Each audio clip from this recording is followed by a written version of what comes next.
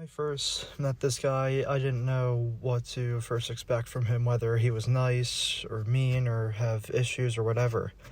But once I went up to talk to him for a couple minutes, that's when I knew he was going to be the rest of my life. My friend and I met him at a skate park over just a couple minutes away from me called Robert E. Lambert Park.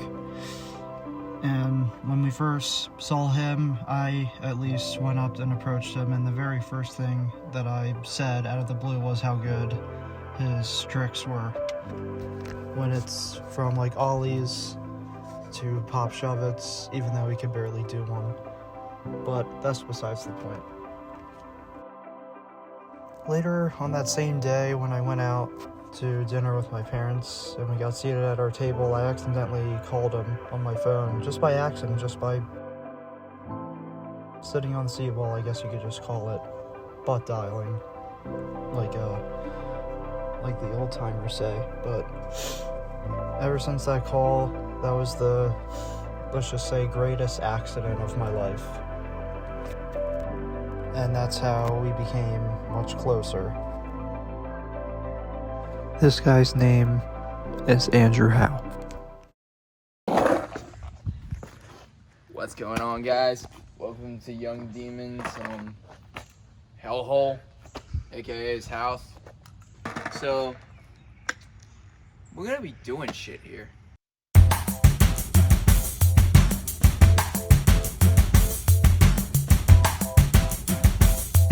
When people see Andrew for the first time, they always seem to assume, especially at a first glance, that he's a bad person and will always be one, and that just makes me really pissed off. Almost any place we go, whether if it's my own town or even if it's another state line, at that first glance they assume we're up to no good, and that just makes me really angry and furious. Well, not really furious, but just really mad. He can be a really funny guy if people just got to know him. Like, he just says the most funniest things. Hold still. My name is Young Demons, and I'm running for president. Of what? As my first order of president,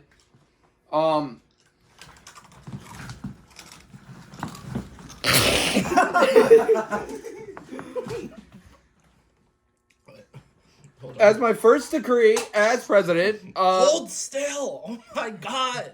what I would like is for AJ to be my vice president. What do you want me to do? Stevie, why? What do you want me to do?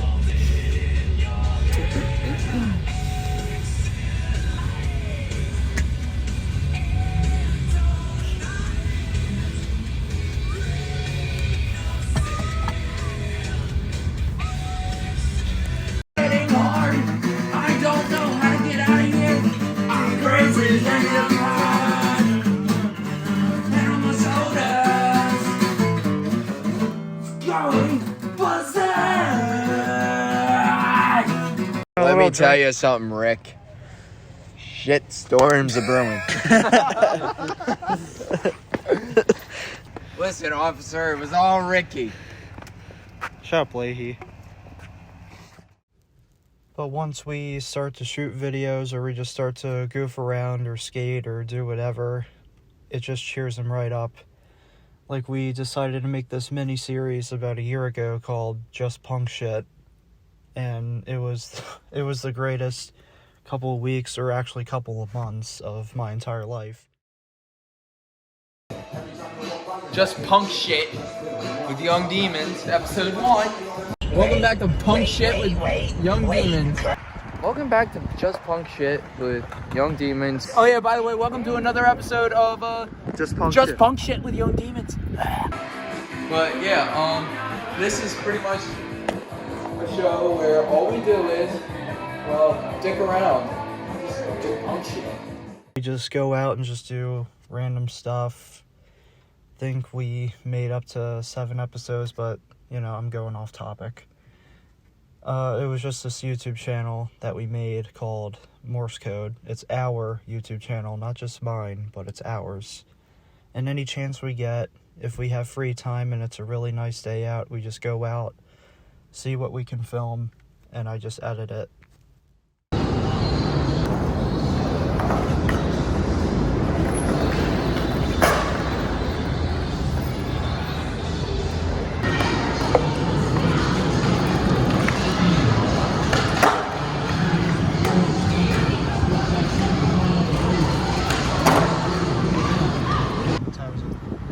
Hang on. Hey yo! Can y'all do me a favor? Go on YouTube and look up Whirlpool 456. Alright, fuck you then. For the fans. For the fans. No! Goddamn fucking right it is. You're goddamn right, it's my fucking day. You hear? You hear me, little bitch? Yes. You're my little bitch. Andrew, it's not worth it. It's not worth it. Later. It's not worth it. I'm sticking around. I'm sorry. I don't know. I don't. The earliest that Andrew has been through, like at least the earliest memory that he's been through, was he wasn't even born in America. He was born somewhere in Russia where he never even knew his parents. His mom died giving birth to him, and he doesn't even know what happened to his dad. And it wasn't until his current adoptive parents flew into Russia and chose to adopt him. He did have a couple of friends, but the bad news is they were mostly just takers. They only just used him to get what they want, and that's not really what a friend is for. But when he started to hang out with me at that skate park, everything changed for him. He actually became friends with someone that he was able to trust. And I was able to introduce some of the friends, well, not just some of the friends, but I introduced him to a lot of people in one of my friend groups, at least one friend group that actually treated me well than my other ones. So I would say that's something him and I have in common. We both get used for other quote-unquote friends to get what they want. But later on, he showed me that I didn't really need them, and to trust in, have faith of the actual friends that needed me and that I needed them. But most importantly, Andrew and I needed each other.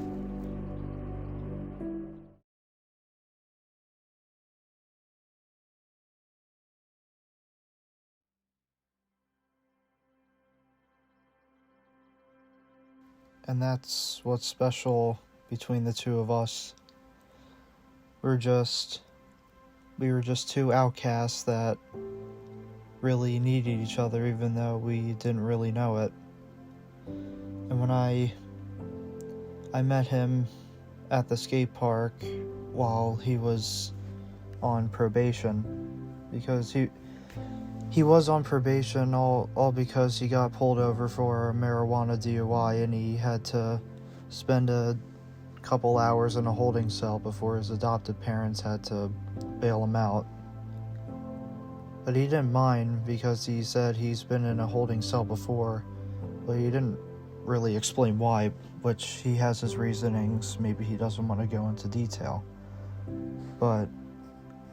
And also, I just didn't want him to get upset just talking about his shadowy past. Ever since I introduced my friend group to Andrew, they took a shine to him right away, especially with one of my friends. Some of my friends that were outcasts could actually relate a thing or two to him. They had things in common, just like I did with him. This is why he's more of a saint more of a good person than anybody else think he is.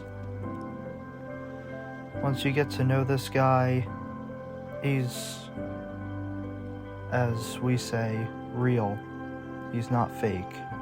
He's truthful, he's honest, and he'll do whatever it takes to protect you, to stand by you, and above all, even be a part of your family.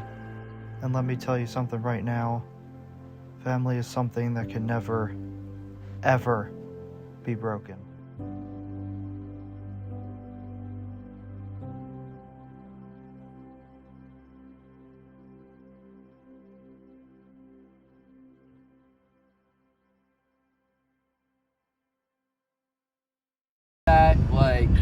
That actually meant a lot.